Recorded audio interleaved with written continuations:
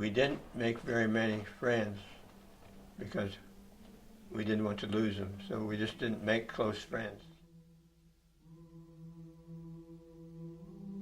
Writing those letters was the hardest thing I did while I was in the service.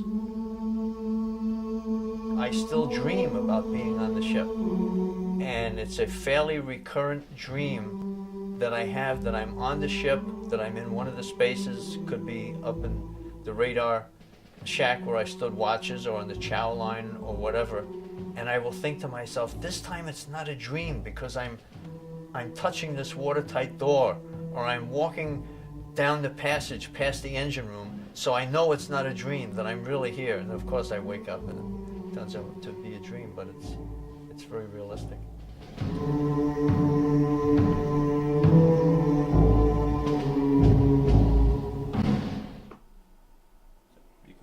My name is Thomas.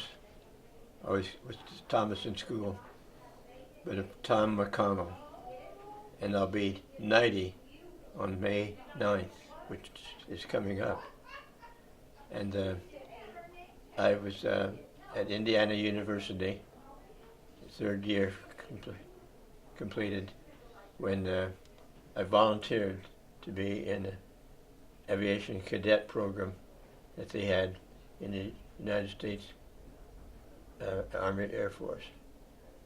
And so at the end of the third year, I actually went to active duty. My name is Lou McKinney. I was in World War II. It was a curious series of coincidences. The war in Europe started the week that I reported to go start college in the fall of 1939. Well, my name is Gary Dykeman. I just turned 64. I joined the Navy, the United States Navy, in 1968. I served 4 years on active duty and 2 years in the active reserve. We had a fantastic series of tests that lasted all week, and then it qualified us for what we were going to be. We were going to be a pilot, a navigator, or bombardier. And I wanted to be a bombardier. Why do you want to be a bombardier? And I said, it's a shorter term, they get paid the same rate of pay, quicker, and I'm married and I need the money. So they thought that was a good enough reason, and so they let me sign up for a bombardier. So I spent 3 months, 3 months in OCS, and came out as second lieutenant and expected to go overseas immediately.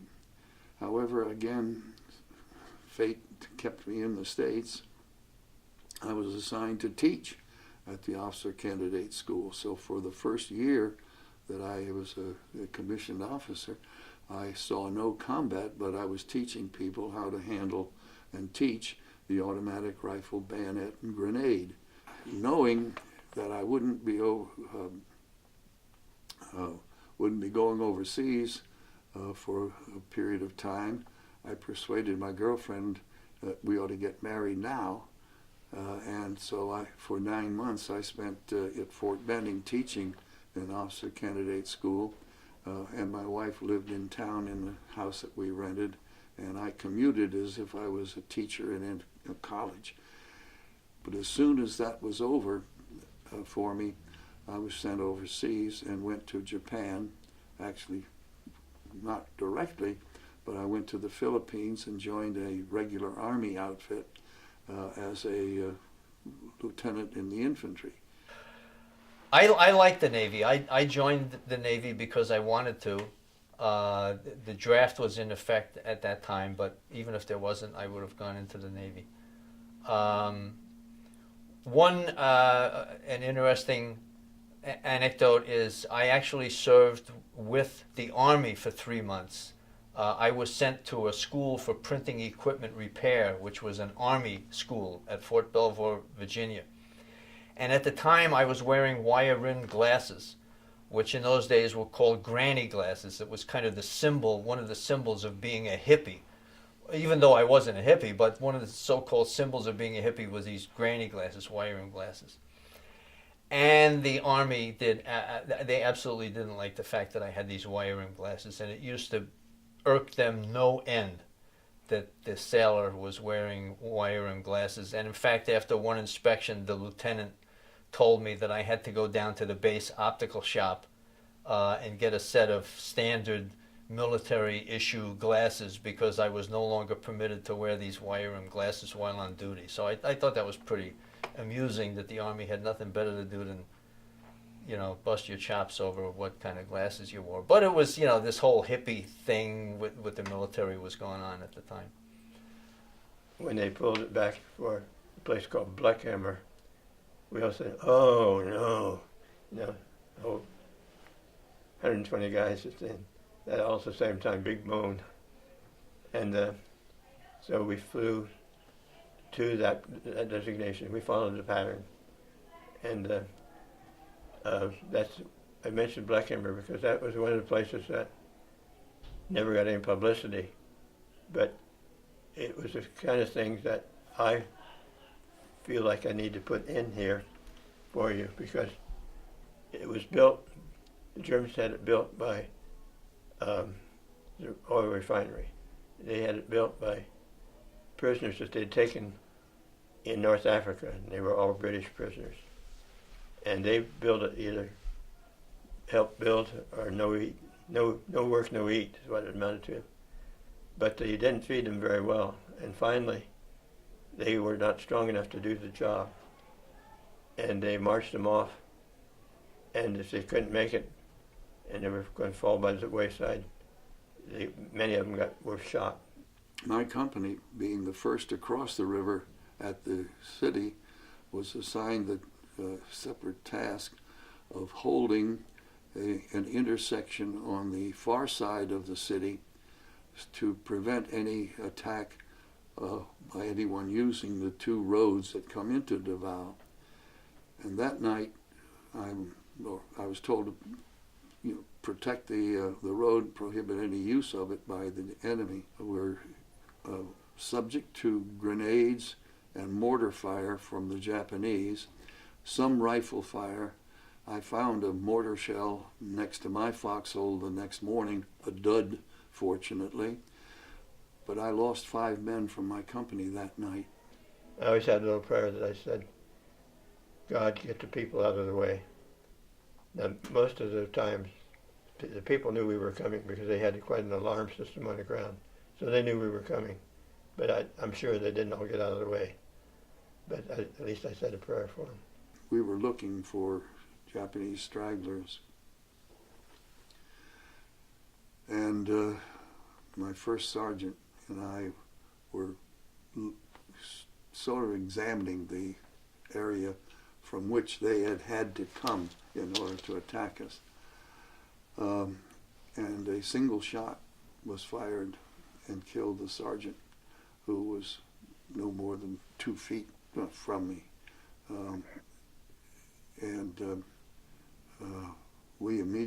I immediately ducked and got the corpsman up there, but it had killed him. That was the closest I think I came to anything, harm coming to me. I have a suspicion that they thought he was the officer and that I was an enlisted man, because he was behind me looking over my shoulder. And you normally have the scout out in front and the officer behind, but I was out there looking myself, and Sergeant Kurz was right at my shoulder, and the one shot was fired. But on one mission where the Germans jumped us, and they were all around us, and we were shooting at them, our tail gunner froze, and he kept screaming on the intercom, my guns won't work, my guns won't work. I went running back there to the tail gunner, and I I opened the door to the turret, and he hadn't charged the guns. And he was sitting there frozen. He didn't pass out, but he was totally incapable of doing anything. So I reached around him to test the guns, but he hadn't charged them. There's a bolt that you stuck out. You pulled it back and let fly. So he had two 50 caliber guns there with German flyers coming towards us, and I had to shoot at them. The company got some little recognition for its defense of that position, and that was the last organized attack by the Japanese in Mindanao. The most difficult thing for me was the next day or two, I was reminded that the company commander's obligation was to send a letter of condolence which would supplement the official Army letter to the wife or parents of the 5 men that I lost. Writing those letters was the hardest thing I did while I was in the service.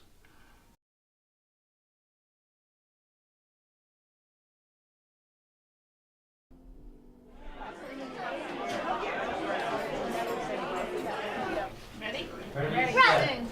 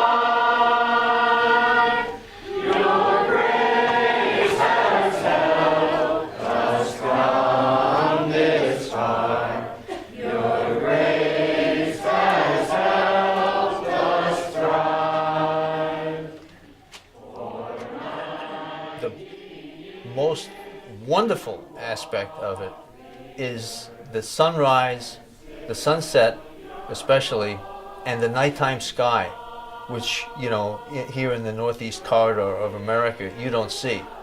When you're in the middle of the ocean, you see the sky, I guess, the way it looked to people before there was electric light. And you see the Milky Way as this streak of white across the sky. It's just absolutely incredible.